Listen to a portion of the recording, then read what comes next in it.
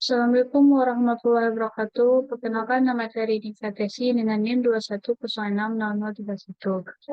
Baiklah, pada kesempatan kali ini saya akan sedikit menjelaskan tentang mata kuliah saya, yaitu Makro dengan dosen pengampu Dr. Alphon Satrianto SEME. Model IES atau LM dari EAD. Sekarang bahwa kita adalah membuat model IES dan LM. Permintaan agregat mari kita tetapkan pada 3 hal, itu: 1. Penyebab fluktuasi dalam pendapatan nasional. 2. Bagaimana IES dan LM sesuai masuk ke dalam model penawaran dan model permintaan di bab 9. 3. Depresiasi besar. Perpotongan kurva IAS dan kurva LM menentukan tingkat pendapatan nasional dan tingkat bunga untuk tingkat harga tertentu. Jika kurva IAS atau LM bergeser, ekuilibrium perekonomian jangka pendek berubah dan pendapatan nasional berfluktuasi. Mari kita memeriksa bagaimana perubahan kebijakan dan guncangan ekonomi dapat menyebabkan kurva-kurva ini bergeser. Bagaimana kebijakan fiskal menggeser kurva IAS dan mengubah ekuilibrium jangka pendek. Perhatikan, kenaikan belanja pemerintah ini akan menaikkan tingkat pendapatan sebesar delta G dalam kurung 1 kurang MPC. Kurva IAS bergeser ke kanan sebesar delta G kurang 1 MPC yang menaikkan pendapatan dan tingkat bunga. Misalnya penurunan pajak sebesar delta T ini akan menaikkan tingkat pendapatan sebesar delta T kali MPC kurang 1 MPC. Kurva IAS bergeser ke kanan sebesar AT kali MPC 1 MPC yang menaikkan pendapatan dan tingkat bunga. Bagaimana kebijakan moneter menggeser kurva LM dan mengubah ekuilibrium jangka pendek? Misalnya peningkatan jumlah uang beredar. Kurva ILM bergeser ke bawah dan menurunkan tingkat bunga yang menaikkan pendapatan. Mengapa? Karena ketika bank sentral meningkatkan jumlah uang beredar, masyarakat memiliki uang lebih banyak daripada yang ingin mereka pegang pada tingkat bunga yang berlaku. Hasilnya mereka mulai mendepositkan uang tambahan ini di bank atau menggunakan untuk membeli obligasi tingkat bunga R lalu turun sampai orang mau memegang semua uang tambahan yang bank sentral keluarkan, membawa pasar uang ke ekuilibrium baru. Tingkat bunga lebih rendah lalu mempengaruhi pasar barang. Tingkat bunga lebih rendah menstimulasi investasi yang direncanakan dan meningkatkan pengeluaran yang direncanakan produksi dan pendapatan Y. Model IS dan LM menunjukkan bahwa kebijakan moneter mempengaruhi pendapatan dengan mengubah tingkat bunga. Kesimpulan ini memperluas analisis kita tentang kebijakan moneter di bab 9. Dalam menunjukkan bab ini, kita menunjukkan bahwa dalam jangka pendek, ketika harga kaku, ekspansi jumlah uang beredar meningkatkan pendapatan. Tapi, tidak mendiskusikan bagaimana ekspansi moneter menimbulkan belanja barang dan jasa lebih banyak dan proses yang disebut dengan mekanisme transmisi moneter. Model ISM dan LM menunjukkan bahwa peningkatan jumlah uang beredar menurunkan tingkat bunga dan menstimulasi investasi yang lalu memperberat permintaan terhadap jasa, barang dan jasa. Analisis kebijakan dengan model makroekonomi. Model IAS dan LM menunjukkan bagaimana kebijakan moneter dan fiskal mempengaruhi tingkat pendapatan ekuilibrium prediksi dari model, namun kualitatif bukan kuantitatif. Model IAS menunjukkan bahwa kenaikan belanja pemerintah meningkatkan GDP dan bahwa meningkatkan pajak menurunkan GDP. Tapi ketika ekonom menganalisis proposal kebijakan tentu, mereka harus mengetahui arah dan besarnya dampak. Model-model makrometrik mendeskripsikan perekonomian secara kuantitatif, bukan hanya secara kualitatif. IES dan LM sebagai teori permintaan agregat. Dari IES dan LM ke AD, Anda mungkin melihat dari diagram IES dan LM bahwa R dan Y ada pada dua sumbu. Sekarang kita membawa variabel ketiga tingkat harga P. Dalam analisis kita dapat melakukan dengan menghubungkan dua grafik yaitu dua dimensi.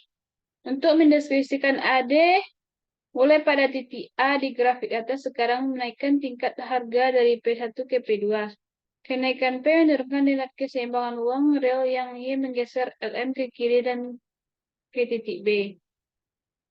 Meningkatkan karena L meningkat kita tahu investasi akan mendorong karena berbagai proyek investasi jadi lebih mahal. Ini menimbulkan proses penggandaan karena QAL menyebabkan A delta Y kurang delta Y memicu AJ sering kita berak ke atas pada kurva S. Delta P memicu serangkaian kejadian yang berakhir dengan A kurang delta Y hubungan invers yang mendefinisikan kemiringan ke bawah dari AD. Misalnya ada A tambah delta G. Ini berarti penggeseran ke kanan pada kurva IS dan D. Dalam jangka pendek kita bergerak sepanjang serah dari titik A ke titik B. Tapi seiring pasar output berjalan dalam jangka panjang, tingkat harga akan meningkatkan dari PO ke P2. Tambah delta P ini menggunakan nilai keseimbangan uang real yang berarti pergeseran ke kiri pada kurva LM. Yang akhirnya mendapatkan pada titik C di kedua diagram. Dampak jangka pendek. Sekarang waktunya menentukan dampak variabel perekonomian untuk variabel Y, P, dan R. Anda dapat membaca dampak pada diagram ini. Dampak jangka panjang. Misalnya ada mata uang A atau delta M. Lihat pada persamaan sesuai dengan pernyataan istilah M. Perhatikan bahwa M atau meningkatnya hingga meningkatkan nilai jumlah uang beredar real yang berarti pergeseran ke kanan kurva L atau AD. Dalam jangka pendek kita bergerak sepanjang LM seras dari titik A ke titik B. Tapi seiring pasar output berjalan dalam jangka panjang, tingkat harga akan naik dari P Oke, P2. Ditambah delta P ini mengeluarkan nilai jumlah uang beredar real yang berarti pergeseran ke kiri kurva ILM. Akhirnya ini mendapatkan kita pada titik C pada kedua diagram. Dampak jangka pendek. Sekarang waktunya menentukan dampak variabel perekonomian untuk variabel Y dan P akan dapat membaca dampak pada diagram ini. Dampak jangka pendek, ingat bahwa LR adalah pergerakan dari A ke C. Untuk variabel Y, P, dan R akan dapat membaca dampaknya pada diagram. Y karena P naik menggeser LM ke kiri mengembalikan Y ke Y. Pindah sebagaimana disyaratkan LRS untuk mengeliminasikan kelebihan permintaan pada PO. Merefleksikan pergeseran ke kiri pada LM karena tetapi mengembalikan R ke tingkat alaminya karena baik Y dan T kembali ke tingkat alami. Y sama dengan Y dalam kurung Y kurang T. Oh, karena Y atau R tidak berubah. Bagaimana jika ada peningkatan belanja konsumsi otonom? Depresi besar. Hipotesis pengeluaran menyatakan penyebab adalah pergeseran kontratif pada kurva S. Hipotesis uang mencoba menjelaskan dampak dari penurunan historis jumlah uang beredar dari 2% dari 1992 sampai 1993, di mana pengangguran naik dari 3,2% dari 25/2%. Beberapa ekonom mengatakan deflasi memperburuk depresi besar. Mereka berpendapat deflasi membuat kemerosotan ekonomi tipikal pada 1931 menjadi periode pengangguran tinggi dan pendapatan merosot yang belum pernah terjadi sebelumnya karena menurunnya jumlah uang beredar bertanggung jawab atas turunnya tingkat harga. Ia juga mungkin bertanggung jawab atas parahnya depresi. Mari kita lihat bagaimana perubahan tingkat harga mempengaruhi pendapatan pada model kurva IIS dan LM. Efek Figo. Pada model ini penurunan harga meningkatkan pendapatan untuk tiap jumlah uang beredar M. Tingkat harga lebih rendah berarti keseimbangan uang lebih tinggi. MPRP kenaikan keseimbangan wario menyebabkan pergeseran ekspansi pada PKLM yang mempengaruhi pada pendapatan lebih tinggi.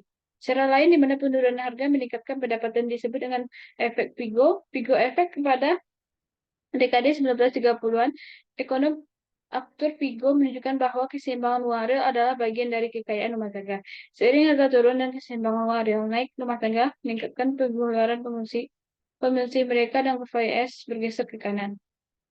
Teori tadi deflasi utang. Ada dua teori itu menjelaskan bagaimana penurunan harga dapat mengurangi pendapatan, bukan meningkatnya teori deflasi utang penurunan tingkat harga yang tidak diharapkan. Dan Pak, deflasi yang diharapkan teori deflasi utang mendiskusikan kekayaan antara kreditor dan debitor. Penurunan tingkat harga menaikkan jumlah hutang real. Miskin dan debitor membuat mereka mengeluarkan uang lebih sedikit dan kreditor lebih banyak. Jika kecenderungan konsumsi mereka sama tidak ada dampak agak, tapi jika kreditor mengurangi pengeluaran lebih besar dari jumlah kreditor, tingkatan efek neto pada permintaan harga adalah pengurangan ini mengkontribusikan IS dan mengurangi pendapatan nasional. Devaluasi yang diharapkan dalam model ESN. Devaluasi diharapkan nilai negatif dari sigma menaikkan tingkat bunga real untuk tiap tingkat bunga nominal dan ini mengurangi pengeluaran investasi. Pengeluaran investasi menggeser ke PIS ke bawah tingkat pendapatan ini tingkat nominal ini turun tapi tingkat bunga real R naik. Mekanisme imposter. Sekian yang dapat saya sampaikan. Kalau ada salah yang saya mohon. Assalamualaikum warahmatullahi wabarakatuh.